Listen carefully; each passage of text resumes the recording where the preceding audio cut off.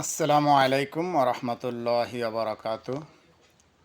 দুঃখের সহিত জানাচ্ছি যে রিয়াদে একটি সোফা কারখানায় আগুন লেগে ১৩ জন বাংলাদেশি মারা গেছে সৌদি আরব রিয়াদে।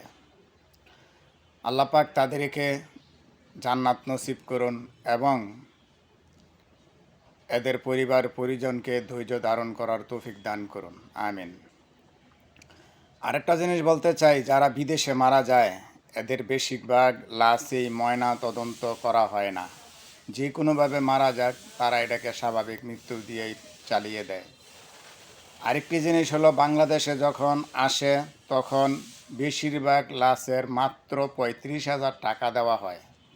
আমরা বিভিন্নভাবে দাবি জানাচ্ছিলাম যে প্রত্যেককে ২০ লক্ষ টাকা করে দেওয়ার জন্য, কারণ এদের টাকা দিয়েই বাংলাদেশের অর্থনীতি চলে। তো তার সারা জীবনের কামাই দিয়ে যদি দেশ পরিচালনা হয়, তার মৃত্যুর পরে কেন তার পরিবার পরিজনকে ১ লক্ষ টাকা ২০ লক্ষ টাকা কেন দেওয়া হবে না? মাত্র বেশিরভাগই ৩৫,০০০ টাকা দেওয়া হয়। এবং যাদের কাগজপত্র থাকে না এদেরকে টাকা দেওয়া হয় খুব কম।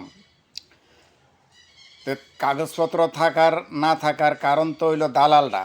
দালালের বিচারও সরকার করতে পারে না, আর তারা মৃত্যু হইয়া বাংলাদেশে ঢুকবে, কেন তাদের বরণ পোশাকের দায়িত্ব সরকার নেবে না? তাই আমাদের এই ব্যাপারে সবাই লেখালেখি করতে হবে। কেউই জায়গা করে দেয় না, নিজের জায়গা নিজের অধিকার নিজেরাই আদায় করতে হয়। মানুষের অধিকার মানুষের কাছ থেকে আদায় করে নিতে হয়। তাই সবার কাছে অনুরোধ করব, আপনারা লেখালেখি করবেন। প্রবাসীরা যদি বিদেশে মারা যায় এদের কমে হইলেও যাতে ২০ লক্ষ টাকা তার পরিবার পরিজনকে যেন দেওয়া হয়। এই ব্যাপারে সবাই সচেতন হবেন, লেখালেখি করবেন। আমরা সরকারের কাছে দাবি জানাই, প্রবাসীরা যদি প্রবাসে মারা যায় এদের ২০ লক্ষ টাকা করে তার পরিবারকে দিতে হবে। আল্লাহ পাক সবাইকে সুস্থ রাখুন, আমিন।